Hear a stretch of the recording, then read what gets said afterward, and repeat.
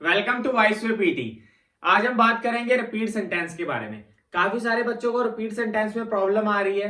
कुछ बच्चों को प्रोनाउंसिएशन में प्रॉब्लम आ रही है, फ्लुएंसी में, कंटेंट में, और कुछ बच्चों को कुछ और दिक्कतें आ रही हैं। आज हम बात करेंगे कि कौन सी टिप्स एंड ट्रिक्स यूज करके हम रिपीट सेंटेंस में अच्छा स्कोर कर सकते हैं। देखो, रिपीट सेंटेंस में करना क्या होता है, एक सेंटेंस की रिकॉर्डिंग चलती है, ठीक है।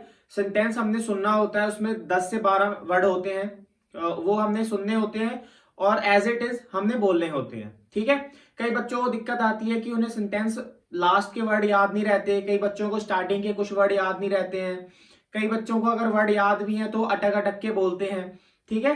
तो सबसे पहले हमने करना है कि जो सेंटेंस है, जो सपोज करो कि 10 वर्ड्स का सेंटेंस है, कार इज रनिंग, और ऐसे करके 10 वर्ड्स का सेंटेंस है, तो हम क्या करेंगे कि हम कोशिश करेंगे कि हम सेंटेंस को समझें। We will try to understand this sentence. Okay, ये सेंटेंस है क्या, एक्चुअल में वो सेंटेंस की मीनिंग क्या है। ऐसा करने से क्या होता है कि जब हमें मीनिंग समझ आ जाती है सेंटेंस की, तो हमें सेंटेंस को रिकॉल करने में इजी हो जाता है। साइकोलॉजी के हिसाब से जब हम किसी चीज को समझ जाते हैं कि वो एक्चुअल में क्या कह रहा है, उसका मतलब क्या है, तो उसे हमें रिकॉल करने में इजी हो जाता है, ठीक है। सबसे पहले तो हम ये करेंगे कि सेंटेंस को समझने की कोशिश करेंगे, उसकी मीनिंग समझने की कोशिश करेंगे, ठीक है। उसके बाद में हमने सेंटेंस को जब बोलना है, सपोज करो कि 10 वर्ड्स थे, 10 वर्ड्स में से हमने 5-6 वर्ड ही याद है, हमें पूरे नहीं हम रिकॉल कर पा रहे हैं, या हमने 10 वर्ड से अच्छे तरीके से सिर्फ 5 to 6 वर्ड ही हमें सुने और वही हमें याद है, ठीक है।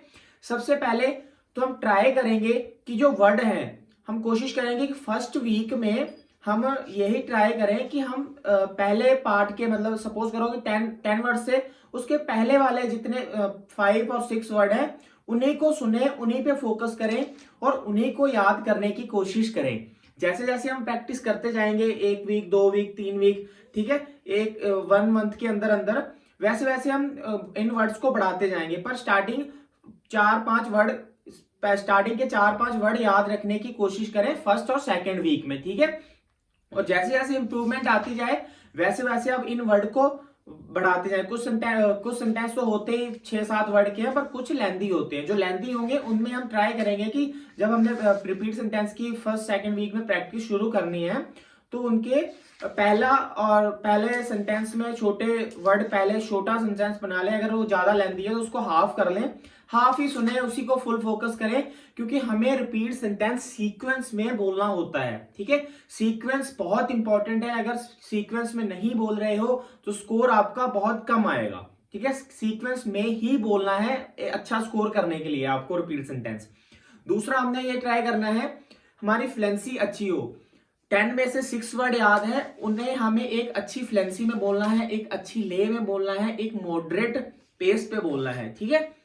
ये नहीं है, हाँ देखो, फ्लुएंसी क्या है, जो हम डेली रूटीन में हम एक दूसरे से जिस हाई टोन पे, लो टोन पे, जिस टोन पे हम एक दूसरे से बात करते हैं, मैं आपसे कर रहा हूं या आप अपने फ्रेंड से कर रहे हैं, उसी फ्लुएंसी पे बोलना है। ये नहीं इंग्लिश है तो इसे बहुत तेज तेज बोल दे या बहुत धीरे धीरे बोले, ऐसा आपने नहीं करना है। फ्लुएंसी में एक मिस्टेक और बच्चे करते हैं कि बच्चे अटक अटक के बोलते हैं, हेजिटेशन आ जाती है उनमें। हेजिटेट बिल्कुल नहीं करना है आपने, अटक अटक के नहीं बोलना है, एक अच्छी खासी लय में बोलो, जिस प्रॉपर क्लियर समझ में आए, बस इतने पेस पे बोलना है, ठीक है। मॉडरेट पेस पे बोलना है आपने। दूसरा कंटेंट पे इतना फोकस फर्स्ट वीक में नहीं देना है, ठीक है। मतलब जितना आपको याद है उतना ही आप क्लियर फ्लुएंसी के साथ, अच्छी प्रोनाउंसिएशन के साथ बोलने का ट्राई करेंगे। उसके बाद में एक्सेंट पे अच्छा ध्यान देना है। एक्सेंट पे ध्यान देना है, ये नहीं है कि इंग्लिश को हम पंजाबी एक्सेंट में बोल रहे हैं, पहाड़ी एक्सेंट में बोल रहे हैं। कुछ वर्ड होते हैं, जैसे मैं पंजाबी हूं तो हम लाइट को लैट बोलते हैं, ठीक है। तो ऐसा नहीं करना है आपने, लाइट को लाइट ही बोलना है, ठीक है। और उसके बाद एक और चीज है कि जब हम मॉक टेस्ट वाले दिन, अगर आप कहीं पर प्रैक्टिस करने जाते हो किसी इंस्टीट्यूट में, जिस दिन मॉक टेस्ट होता है उस दिन भी स्कोर आता है आपका। और कई बच्चों का मॉक टेस्ट वाले दिन स्कोर कम हो जाता है, क्योंकि उनकी शिकायत ये आती है कि हमने सुना नहीं अच्छे से, हल्ला हो रहा था, दूसरे बच्चे भी प्रैक्टिस कर रहे थे, वो जोर जोर से बोल रहे थे, नॉइजी एनवायरनमेंट था। तो आपने ट्राई करना है कि आप नॉइजी एनवायरनमेंट में प्रैक्टिस करने की ट्राई करें, प्रैक्टिस करें, उसमें आपको कंसंट्रेशन बन पाए। अगर शोर शराबा भी हो रहा है तो आपका कंसंट्रेशन जो हो वो अच्छा हो, इसलिए आप नॉइसी एनवायरनमेंट में प्रैक्टिस करा करें। ठीक है, इसके लिए एक टिप है कि अगर जब घर पे आप प्रैक्टिस करते हो तो पास में थोड़ा बहुत म्यूजिक चला सकते हो या कुछ टीवी वगैरह ऑन करके थोड़ा सा, इससे आपका जो है कंसंट्रेशन इंप्रूव होगा। और इसके बाद में एग्जाम में या मॉक टेस्ट वाले दिन आप अगर कोई गलती कर देते हो रिपीट सेंटेंस या किसी भी अदर स्पीकिंग टास्क में, आप पैनिक नहीं होगे। पैनिक हो जाते हो तो वहां पर क्या हो जाता है कि जैसे ही आप पैनिक हुए आपको ये लगने लगता है कि हाँ मैंने ये वाला क्वेश्चन गलत, ये इसका आंसर गलत कर दिया, ये मेरे से गलत हो गया, आगे वाले भी पता नहीं कैसे जाएंगे, वहां आप घबरा जाते हो। आपने घबराना नहीं है बिल्कुल भी।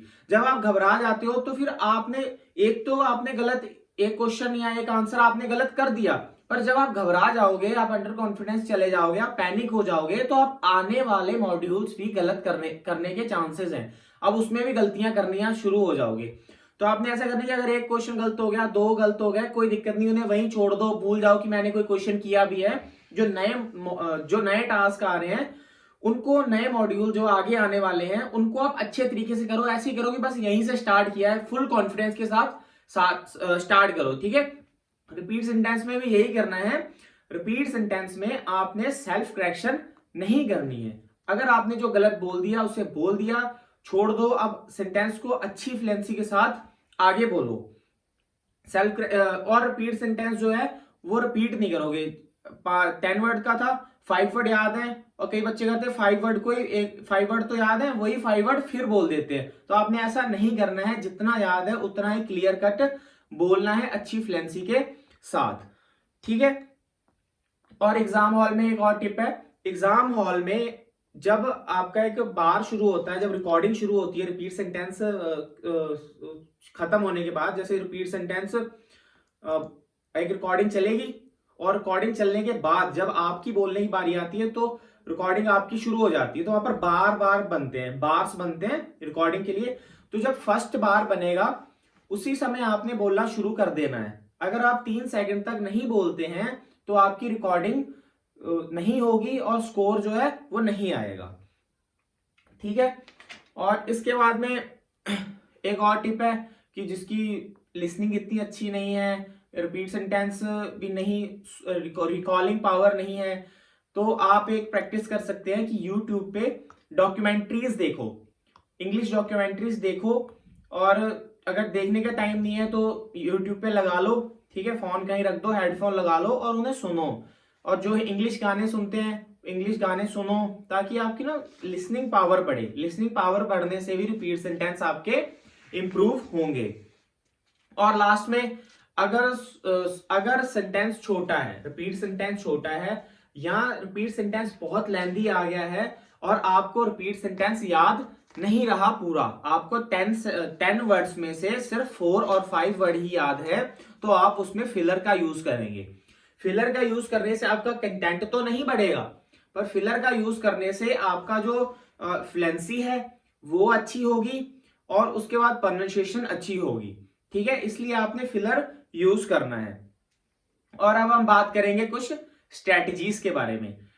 देखो, 2-3 स्ट्रेटजीज हैं मेनली जो मैं रेकमेंड करता हूं बच्चों को, पर आपने ये देखना है कि कौन सी स्ट्रेटजी आप पर सुटेबल है, जो आपको अच्छी लगती है, जिससे आपका स्कोर इंप्रूव होता है। आपने वही स्ट्रेटजी के साथ रिपीट सेंटेंसेस करने हैं। सबसे पहले है इनिशियल लिखना, पहला लेटर लिखना किसी भी वर्ड का। सेंटेंस में 10 वर्ड्स थे, ठीक है, 10 वर्ड्स के फर्स्ट लेटर लिख लेना। इससे 2 काम होते हैं। एक तो आपको सीक्वेंस में सेंटेंस याद करने का याद हो जाएगा। सीक्वेंस मतलब जैसे आपने इनिशियल लिख लिए तो सेंटेंस के जो वर्ड है उनके फर्स्ट अल्फाबेट आपने लिख लिए। एक तो आप इससे सीक्वेंस में सेंटेंस को याद कर पाओगे कि हाँ इसके बाद ये था, पीपल के बाद गुड था, ठीक है, ऐसा था। तो ये चीजें आपको वर्ड बाय वर्ड, आगे इस वर्ड के बाद कौन सा था, इस वर्ड के बाद कौन सा था, ये आपको रिकॉल करने में हेल्प होगी।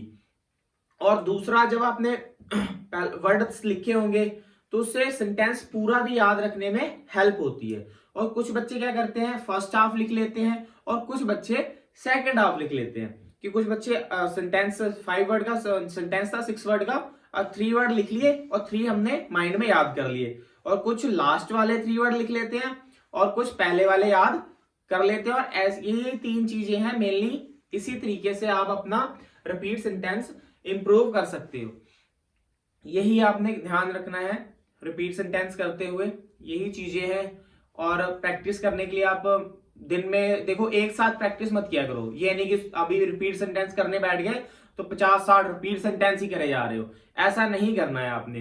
रिपीट सेंटेंस देखो 20 रिपीट सेंटेंस कर लिए, फिर 15-20 रीड अलाउड कर लिए, फिर राइटिंग का कुछ कर लिया, ठीक है, ऐसे टास्क कर लिए। हाँ, दिन में आपने 50 to 60 रिपीट सेंटेंस करने हैं, ठीक है, पर एक साथ नहीं करने हैं। आप रिपीट सेंटेंस 20-20 के सेट बना लो कि हाँ दिन में 3 बार करने हैं, या दिन में जैसे भी आपको सही लगे 50-60 करो, पर एक साथ मत करो, ठीक है। एक 20 कर लिया, उसके बाद कुछ और टास्क कर लो, उसके बाद फिर 20 कर लो, ठीक है। इससे आपको आपका रिपीट सेंटेंस में स्कोर इंप्रूव होगा। Thank you. सब्सक्राइब कर लो मेरे चैनल को पीटी के रिगार्डिंग और अपडेट्स के लिए।